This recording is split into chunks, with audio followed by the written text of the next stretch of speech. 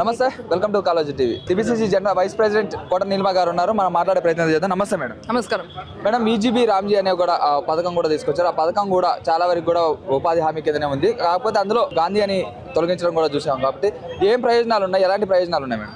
First Gandhi పేరునే తీయడం కాదు, మహాత్మా గాంధీ అంటే మొత్తం దేశవ్యాప్తంగా కాకుండా ప్రపంచవ్యాప్తంగా అందరికీ తెలుసు.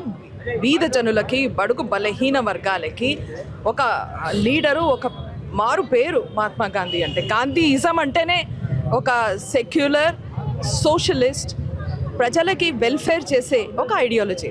సో మీరు ఆ పేరుని తీసేయడం, ఒక పేరుని తీసేయడం కాదు, ఒక ఆలోచనని తీసేయడం, ఒక వే ఆఫ్ థింకింగ్ అంటారు చూడండి, దాన్ని తీసేయటం, ఒక ఐడియాలజీ భావజాలాన్ని తీసేయడం అది. సో మనం ఎప్పుడైతే మహాత్మా గాంధీ గారి పేరు ఎందుకు తీసేశారని అడుగుతామో దాని వెనకాల ఉన్న రహస్యాలు, కారణాలు కనిపిస్తున్నాయి. ఇప్పుడు కాంగ్రెస్ పార్టీ స్వాతంత్రం వచ్చే ముందు నుంచి పోరాటేది ఏంటి? ప్రజలకి హక్కులు ఉండాలి. దాని మీదే కదా మనం ఫ్రీడమ్ ఫైట్ చేసుకుని ఆ తర్వాత ఇండిపెండెన్స్ వచ్చింది దాని మీద.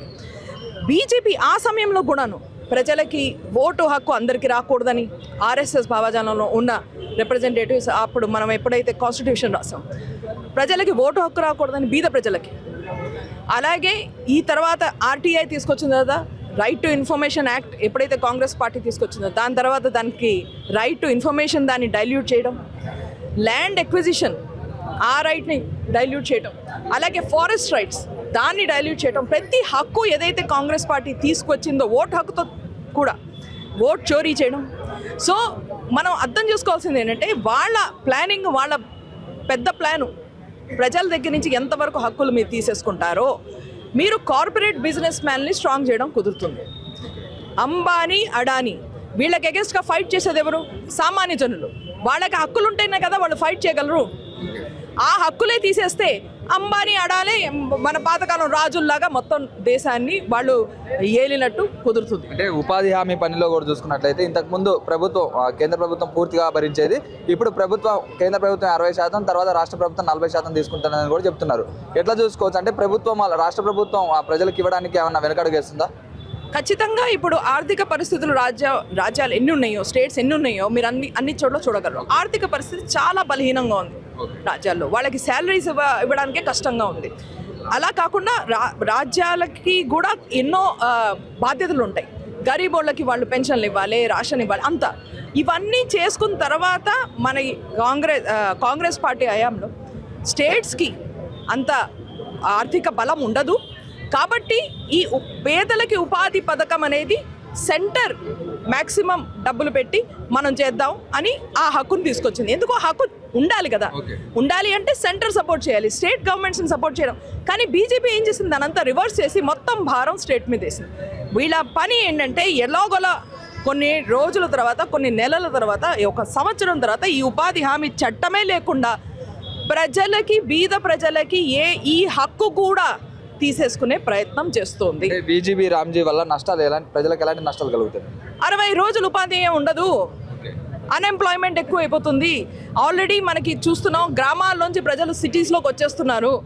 వాళ్ళకి అక్కడ ఉన్న ల్యాండ్స్ అవన్నీ వదులుకుని వస్తున్నారు. మరి ఆ ల్యాండ్స్ ఎవరికి పోతాయి? గరీబోడి ఒక రైతు భూములు ఎవరికి పోతాయి? అంబానీ, అడానీ చేతిలో పోతాయి, కార్పొరేట్ బిజినెస్ మెన్ చేతిలో పోతాయి. అదే కదా ప్రయత్నం. ఇంతకంటే పెద్ద నష్టం ఏంటి? బీదోళ్ళ రాజ్యం, బీదోళ్ళ దేశం భారతదేశం, గరీబోళ్ళ దేశం భారతదేశం, రైతుల దేశం భారతదేశం, బలహీన వర్గాల దేశం భారతదేశం. మరి అవన్నీ హక్కులని వదిలేసుకుని ముందరికి వెళ్ళిపోయినప్పుడు ఈ దేశానికి నష్టం అవుతుంది. ఇంతకంటే పెద్ద నష్టం ఇంకేం లేదు. ప్రజలకు నష్టం జరుగుతుందనా, లేకపోతే మహాత్మా గాంధీ పేరు తీసేశారా మీరు ధర్నా చేస్తున్నారు? చెప్పాను కదా, మహాత్మా గాంధీ అంటే ఒక పేరు కాదు, మహాత్మా గాంధీ అంటే ఒక భావజాలం.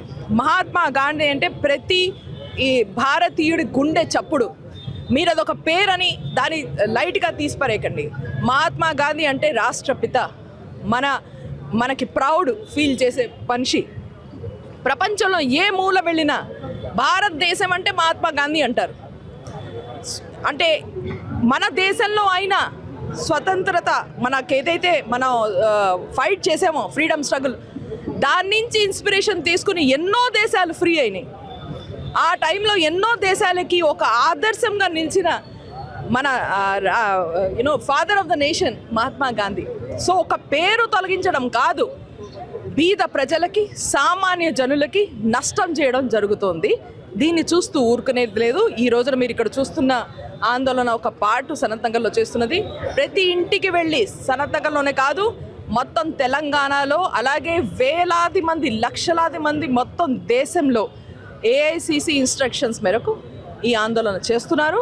ఈ పేరు మార్చి మళ్ళీ బీద ప్రజల దేశం చేసేదాకా, మళ్ళీ రైతుల దేశం భారతదేశం చేసేదాకా ఈ ఆందోళన కొనసాగుతుంది. Thank you.